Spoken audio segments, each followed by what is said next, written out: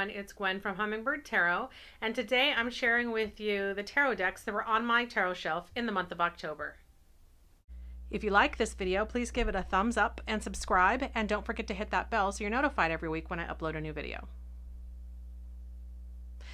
So let's just go ahead and dive right in. I had actually quite a few tarot decks on my shelf this month, and some that weren't tarot decks as well. Some of these, if you've watched my video on my favorite fall decks, you may recognize some of these. So the first deck I had on my shelf is the Light Seer's Tarot, and I think I'm being drawn more for this deck just because the nature of the times. This is such a bright and colorful deck that it feels good to read with this deck, and so I keep finding myself drawn back to this. This is what the back of the deck looks like. I have colored the edges so they match whatever is on the image in the card. And this deck, it can be a little hard to shuffle. It's quite a thick deck here. I'm going to grab a standard. Here's my next deck, is the Everyday Witch Tarot deck. And if you see, it's super thick, the Light Seer's Tarot. So you kind of have to just be a little creative with that deck when you're shuffling it. However, I just find the images, the art is spectacular. The images that are here are just very uplifting. The colors are vibrant. There's a lot of diversity here, showing people of color. Some age diversity you'll see here too.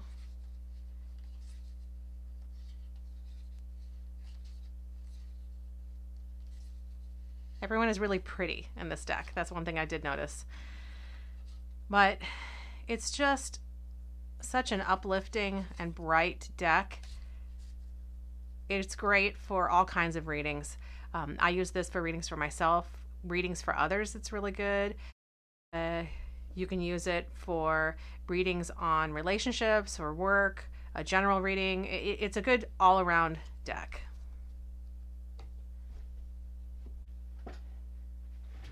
Another good all-around deck is the Everyday Witch Tarot, and I had this one out just a few moments ago to show you.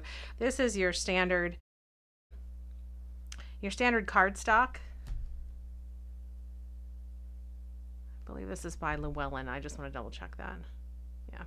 This is your standard Llewellyn cardstock. It's a little on the thin side, but because of that, I do find it very easy to shuffle. I did actually bend one of the cards fairly easily, but I was able to bend it back, and now you can't even tell.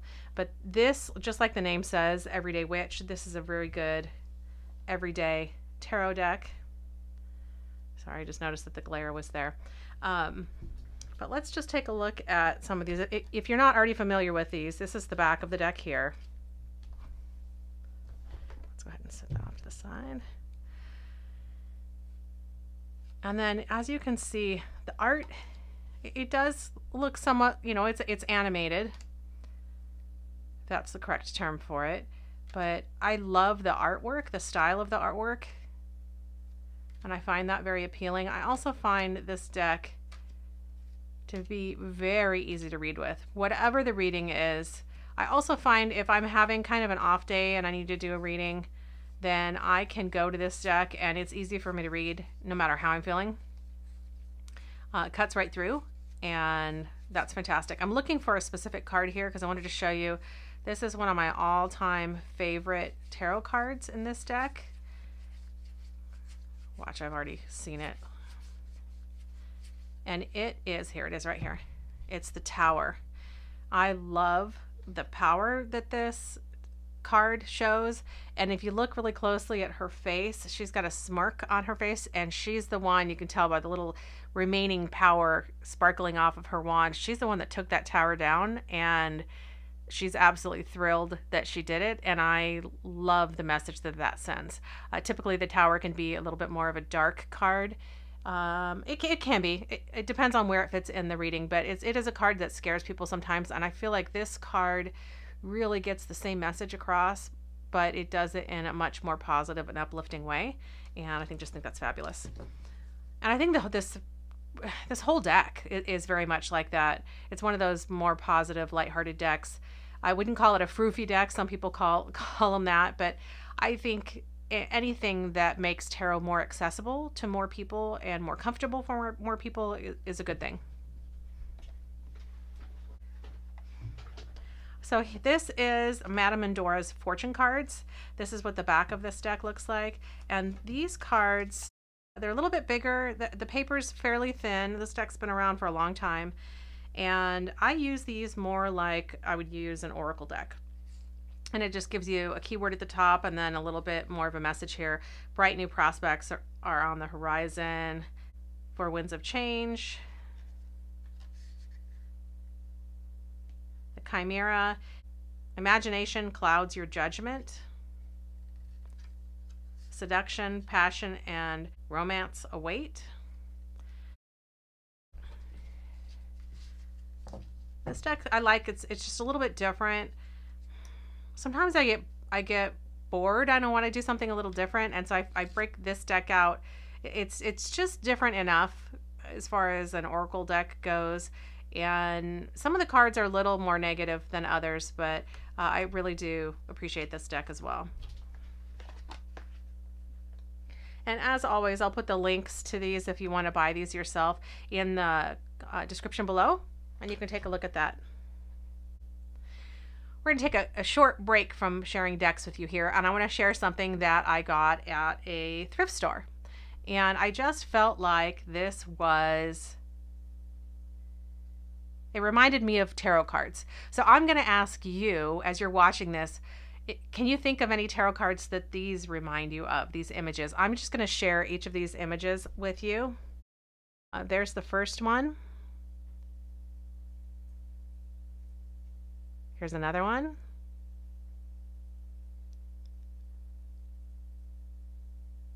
Here's another one. And the last one here. And this is actually a candle holder. I guess I probably should have shared that with you first. And I thought about putting a candle in it for this, but I wanted to share the images with you. And I like finding, I feel like looking at a thrift store is like a treasure hunt sometimes. And I'm curious if you can see the same thing that I saw in this tarot deck. And, excuse me, I'm curious if you could see the same thing that I saw in this candle holder, votive holder. I don't know what you call this, a votive. And let me know which cards you see in this. I'd love to hear if you guys see what I see. So let's go ahead and move on to our next deck. So how could I not pull out my Halloween deck in the month of Halloween? So the Halloween Tarot, I went over this one as one of my fall decks as well. It's such a fun deck. I feel like it's got kind of the same vibe as the Everyday Witch Tarot. I don't seem to find myself drawn to this deck year round like I do the Everyday Witch. They've changed the suits in this deck.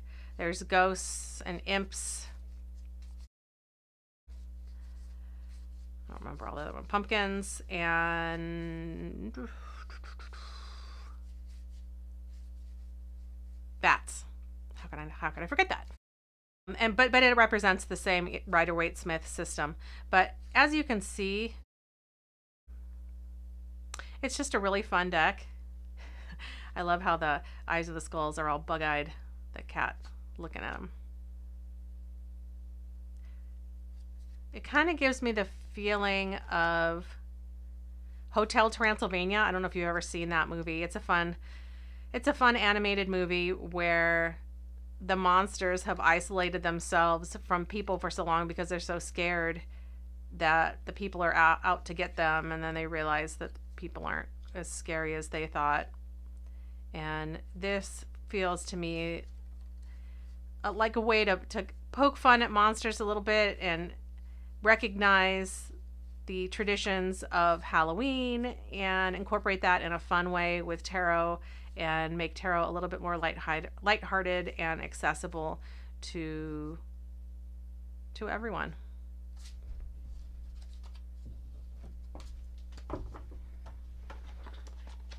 So this next one is a new one in my collection. And this is the miniature version of the Rider-Waite-Smith tarot. And I just recently found out that this existed. And I just wanted to show you, this is the regular size Rider-Waite-Smith tarot. And I have the mini version of it. And it's the exact same images, but they do have a border on them. And they are significantly smaller than a standard tarot deck. So I did not use the big one this month, but I did find myself using the mini version. And I have to say I prefer the mini version to the large version. I'll do a video that goes in more depth into a comparison between the two. We'll just take a look at some of these images here. I do like the shading of this deck. If you'll notice, you'll see a source of light. It looks a lot more three-dimensional than your typical Rider-Waite-Smith images. And I'm actually an artist myself. I don't know if I've ever shared that on my channel here, but I really appreciate the artistry of this, and I like the three-dimensional aspect and the depth that this adds to the images that you would normally find a little bit more flat.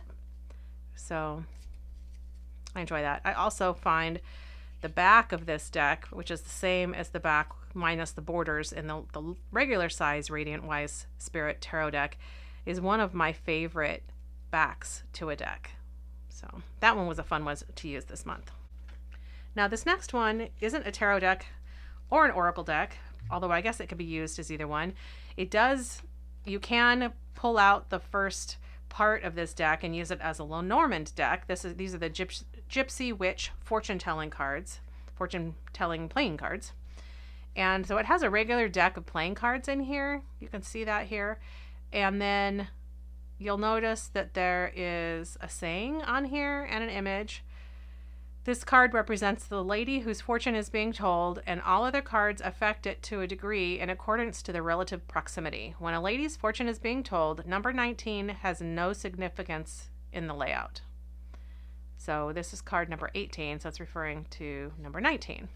But let's just look at some of the images that are in here. And this one's kind of fun to do. It's a lot different than tarot. It has its own, you can use this however you like, just like tarot and oracle. You can use the cards however you like, but there is kind of a system that comes with it that you can use. There's a little white card that comes in here, the little white book, and they've got some spreads in here. I don't remember how many cards are in this deck. Never really paid attention. Let's see here if it says.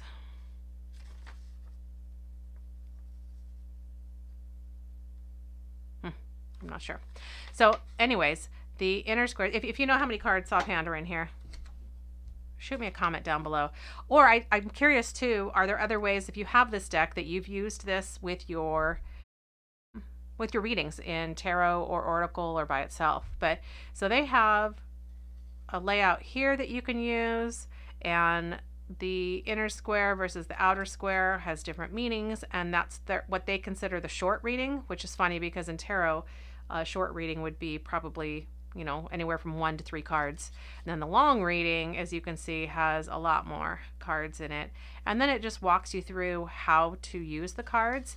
And these cards are, their meaning changes based on where they are in the layout, which could be said true if you're using a specific layout or spread with a tarot deck. Your meaning for your cards can change based on where they lay in the spread.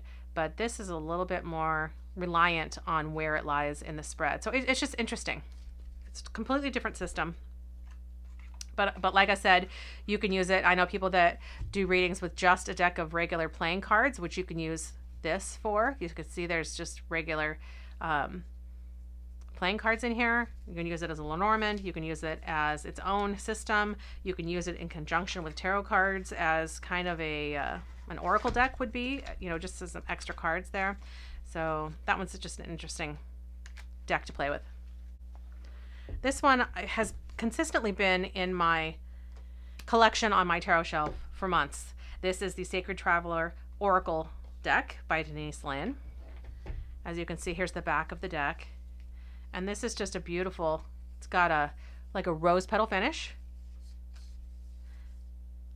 And as I flip through here, you can just see the images are very soft, subtle. It's beautiful. Valiant courage, take action with passion. Fellow travelers, support is all around you. Choosing your path, all is possible. It's just a great supportive deck. And I find this one, sometimes I'll just pull one of these cards out and set it up on a shelf for myself. I'll do it in conjunction with, if I have a particular spread that includes tarot decks and oracle decks, I will go ahead and do that. If I want a clarifier card with a reading that I've done with tarot, sometimes I'll pull one of these. I really don't have any rules around what I do with my oracle cards. I kind of just play it by ear and whatever feels right in a particular reading. That's what I'll do.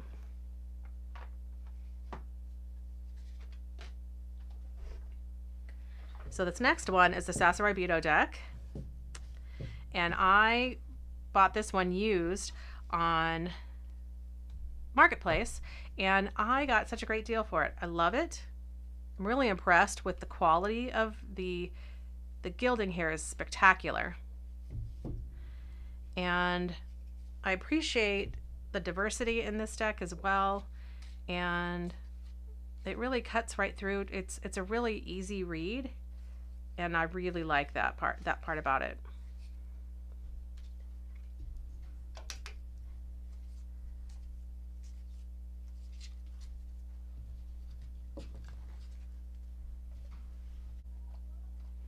Okay, so the next one I had on my shelf, I know I had a lot this month, was the Happy Tarot. And this is what the back of the deck looks like here. And this one, I've said this many times, it kind of reminds me of that movie Wreck-It Ralph, where you've got Penelope, who is the lead princess, and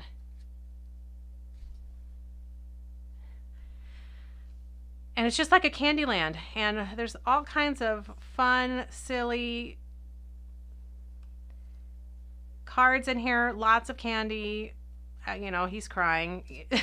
There's definitely some darker points to this too, and it gets its message across just as easily as a regular tarot deck does. But again, I believe decks like this, I know some people are turned off by them, but I find that decks like these make tarot more accessible, and anything that makes tarot more accessible, I appreciate that, because I have found it to be such a gift in my life when I need direction myself, and helping others to get direction. It's just been such a gift, and the more accessible we can make tarot to others, I think that benefits everyone. So the next deck I have here is the Golden Universal Tarot. Here's what the back looks like. And this box is very reflective, as you'll see. And then these cards have the gilding on the edges, and the gold gilding in the background kind of makes the images themselves pop because the background is lit up, so it almost looks like they're illuminated. But this is your typical Rider-Waite-Smith images, but it's just another level of energy that is added to these cards. I just feel sometimes some of them almost vibrate with energy, and I just think that adds a whole nother level to readings that you do with these cards. And they're just beautiful. They're just beautiful to look at too, so they're easy on the eye, and I love how they work in a reading. And this is your standard Rider-Waite-Smith images here.